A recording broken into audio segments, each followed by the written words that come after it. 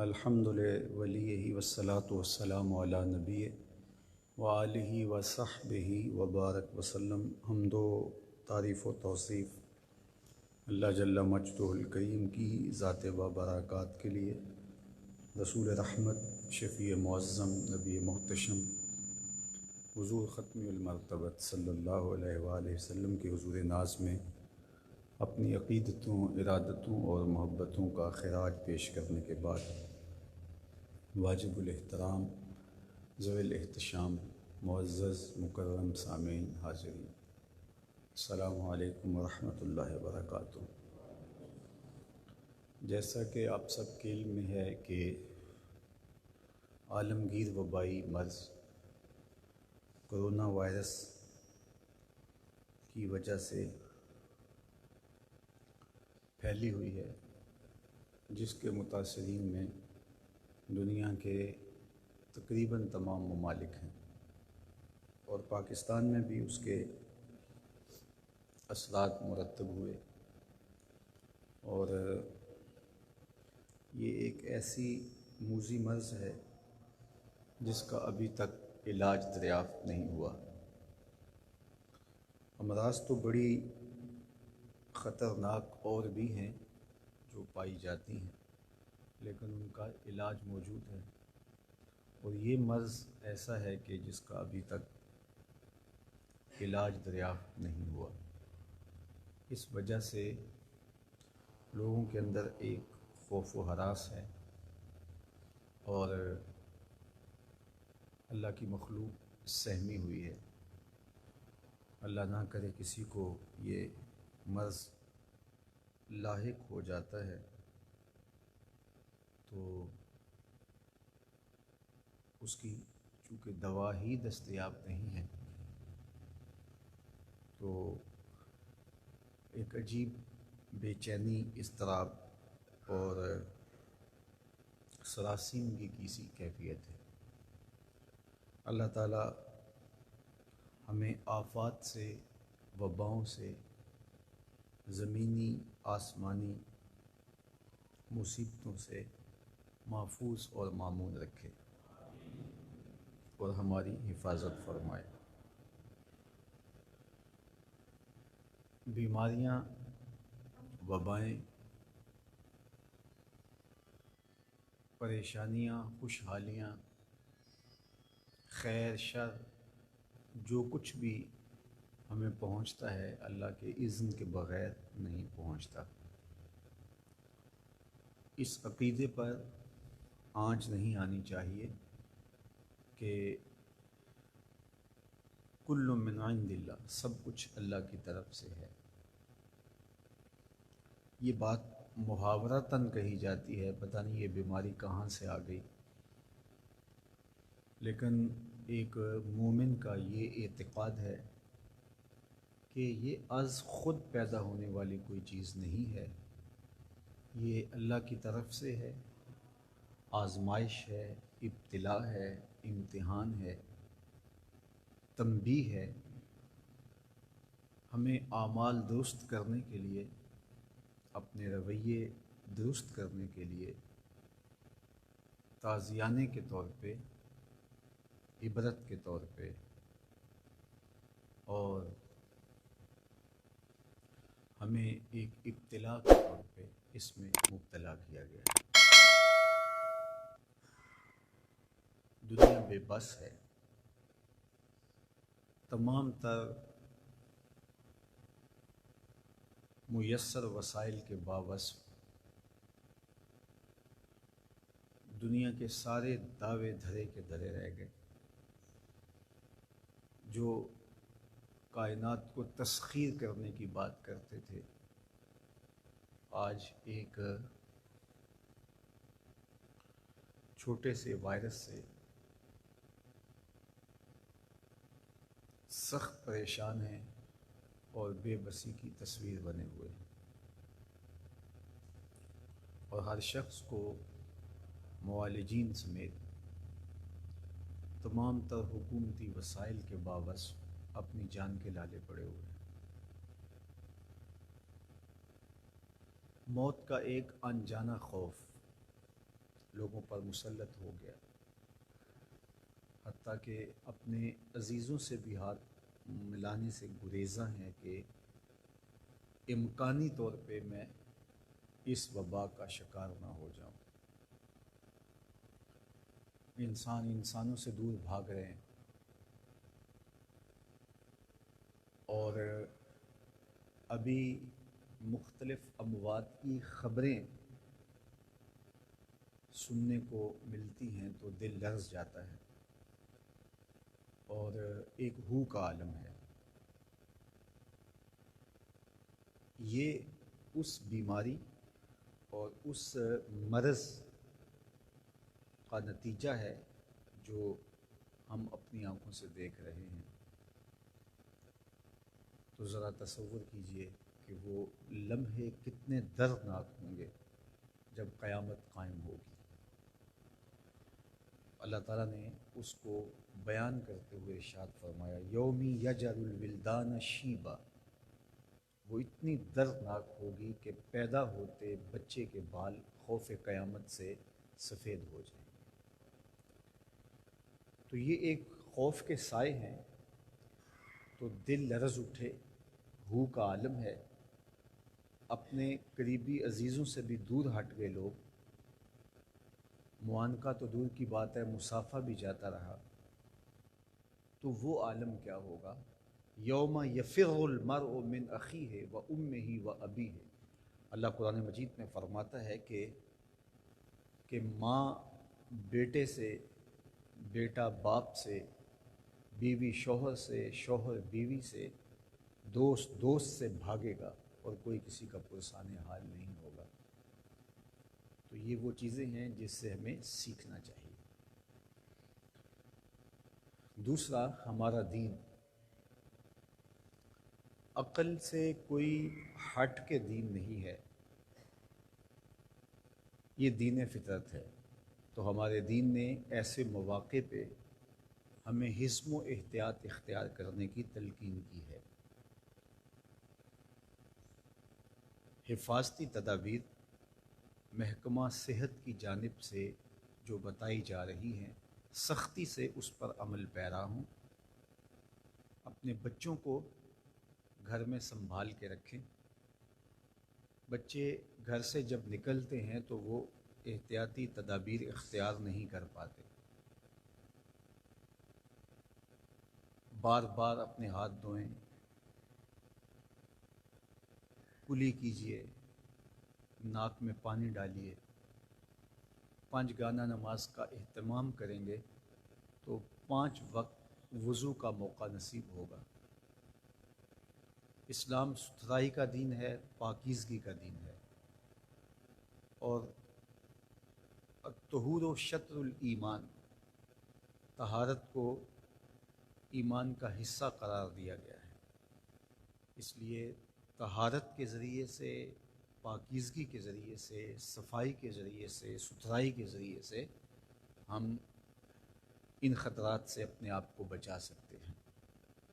ماحول کو صاف رکھیں، اپنے کوچہ و بازار کی صفائی کا خیال رکھیں، کوڑا گلیوں میں نہ پھینکیں، یہ ہمارا دین ہمیں کہتا ہے۔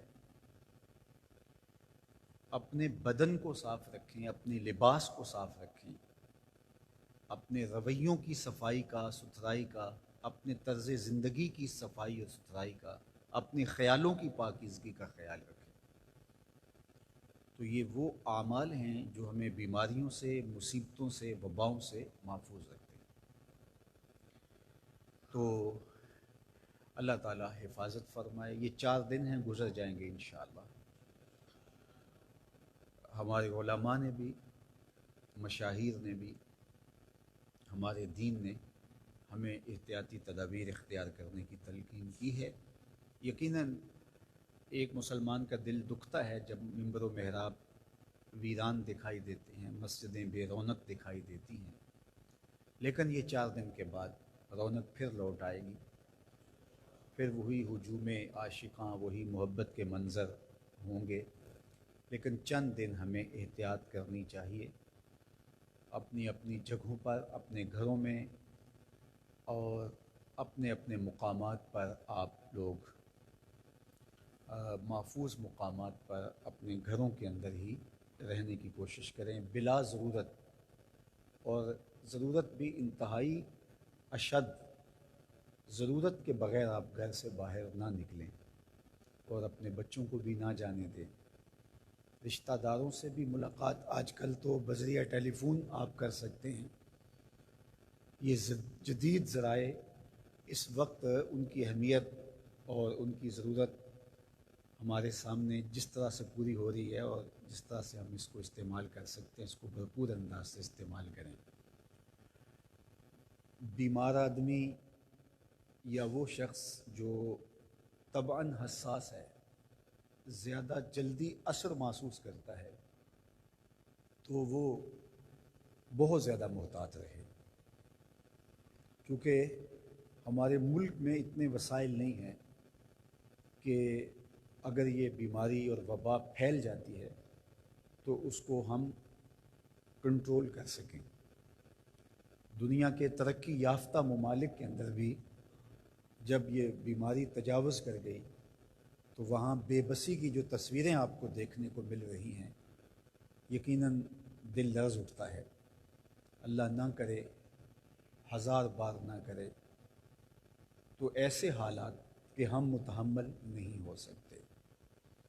پھر جب کوئی شخص بیمار ہوتا ہے اور اس کو کوئی سنبھالنے والا نہیں ہوتا تو وہ کتنی دردناک کیفیت ہوتی ہے۔ مجھے کل اچانک دانت میں اتنی شدت کی تکلیف ہوئی کہ مجھے مجبوراً نکلنا پڑا، تو کوئی ڈینٹل سرجن دستیاب ہی نہیں تھا، تو میں کوئی آدھا گھنٹہ مختلف جگہوں پہ گھومتا رہا، پھر ایک عام فزیشین سے مجھے دوائی لینا پڑی۔ تو اس دوران میں سوچتا رہا بار بار، ادھر درد سے ٹیسیں اٹھ رہی تھیں اور ادھر ڈاکٹر دستیاب نہیں تھا، اور میں اپنی محفوظ گاڑی میں تھا، لیکن میں سوچتا تھا کہ یہ تو حالات پھر بھی قابو میں ہیں، کیا بنتا ہوگا ان کشمیری ماؤں کا، اور فلسطین میں ان گھر میں زخموں سے تڑپتے ہوئے بچوں کا، جن کے زخم رس رہے ہوں گے اور خون بہہ رہا ہوگا، اور ماں بے چین اس بچے کو لے کے کہیں نکل نہیں پاتی کہ باہر گولیاں برس رہی ہیں، اور پھر اس کا لال اس کے ہاتھوں میں دم توڑتا ہے۔ آج دنیا کو یہ موقع بھی فراہم ہوا کہ وہ ان تڑپتے ہوئے کشمیریوں کو، القدس کے اندر سسکتے ہوئے بچوں کو، اسی طرح شام کے اندر لاکھوں لوگ جو آغوش موت میں چلے گئے، معذور ہو گئے، ان کو دیکھنے کا انہیں موقع ملا ہے، اور ذرا اپنے درد اور آنے والی تکلیف کا احساس جو تڑپا دیتا ہے اور خوف و ہراس پیدا کر دیتا ہے، عملاً وہ لوگ جو اس خوف و ہراس میں ہیں ان کا تصور کریں اور دیکھیں کہ وہ کس طرح زندگی بسر کرتے ہیں، تو دنیا کے اوپر امن قائم کرنے کی کوشش کی جائے اور دنیا کے اوپر خیر بانٹنے کی کوشش کی جائے۔ یہ موقع تقریر کا نہیں ہے، اور میں معمول سے 5 منٹ پہلے ہی اپنی گفتگو کو چھوڑنا چاہتا ہوں، صرف آپ سے تلقین کرنی ہے، اور یہی کہ آپ اپنا خیال رکھیں، حکومتی احکامات کی پابندی کریں۔ ہمارے ملک کے کارپرداز بڑے اگر کوئی فیصلہ کرتے ہیں تو وہ ہماری ہی فلاح کے لیے، بہتری کے لیے کرتے ہیں۔ کوئی بھی یہ نہیں چاہتا، حکومت بھی یہ نہیں چاہتی کہ مسجدیں اجڑ جائیں، نہ علماء چاہتے ہیں۔ کل جو بیٹھک ہوئی ہے وہاں علماء نے حکومت پہ بات چھوڑی کہ اگر آپ کہتے ہیں تو جمعے کے اجتماع موقوف ہو سکتے ہیں، سلطان وقت کو اجازت ہے، تو کوئی اپنے ذمہ یہ بھی نہیں لینا چاہتا تھا۔ تو ہماری انتظامیہ اگر بعض کا آپ کو منع کرتے ہیں تو وہ دل سے تو نہیں چاہ رہے ہوتے کہ آپ مسجد میں نہ آئیں، وہ ڈر رہے ہوتے ہیں، لرز رہے ہوتے ہیں کہ ہم گناہ گار نہ ہو جائیں، لیکن اس کے باوجود اگر انہیں کرنا ہوتا ہے تو وہ ہماری ہی حفاظت کے لیے کرنا ہوتا ہے۔ تو ملک کے اندر جو کیفیت ہے، اللہ تعالیٰ جل شانہ اس کو جلدی دور فرما دے۔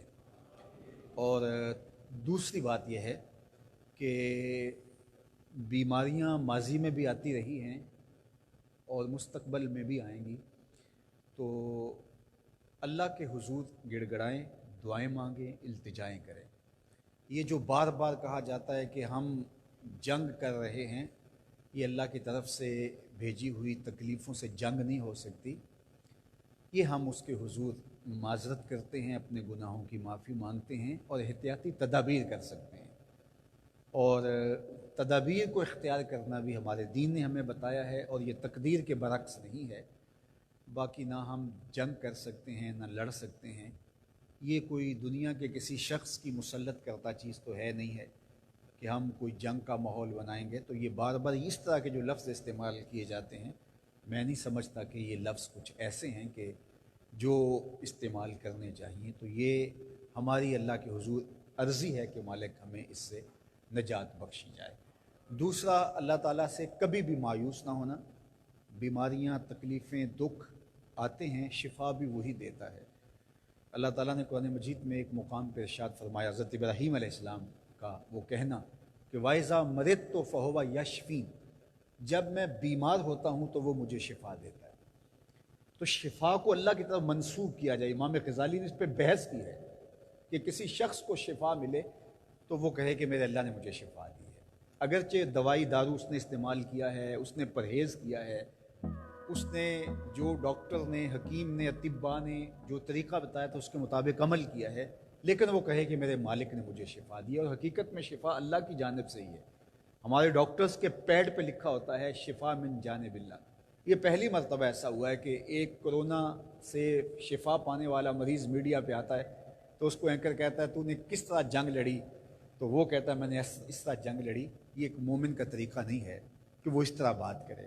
تو شفا من جانب اللہ ہے، اور اللہ کی طرف سے شفا ملتی ہے۔ حضرت ابراہیم نے کہا وَإِذَا مُرِضْتُ فَهُوَ يَشْفِينِ، جب میں بیمار ہوتا ہوں، فَإِذَا مَرِضْتُ فَهُوَ يَشْفِينِ، جب میں بیمار ہوتا ہوں تو وہ مجھے شفا عطا کرتا ہے۔ تو شفا من جانب اللہ ہے۔ یہ ہماری لڑائی کے نتیجے میں نہیں ہے کہ ہم نے لڑ کے جیت کے شفا لے لی، یہ اللہ کی عطا سے ہمیں نصیب ہوئی ہے۔ اللہ ہمیں شفائیں عطا کرے، ان وباؤں سے نجات دے، خیر کی راہوں کا مسافر رکھے، اپنی پناہ میں رکھے، اور ہم سب کی حفاظت فرمائے، ہمارے اداروں کی حفاظت فرمائے۔ اس وقت ڈاکٹر، پاک فوج اور ہماری پولیس جس طرح اپنی جان کو خطرے میں ڈال کر کے ڈیوٹیاں سر انجام دے رہے ہیں، ہم ان کو خراج تحسین بھی پیش کرتے ہیں اور ان کا احترام بھی کرتے ہیں کہ بہت سارے لوگ سمٹ کے گھروں میں بیٹھ گئے، لیکن یہ لوگ اپنی جگہوں پہ کھڑے ہیں اور قوم کے لیے قربانیاں پیش کر رہے ہیں۔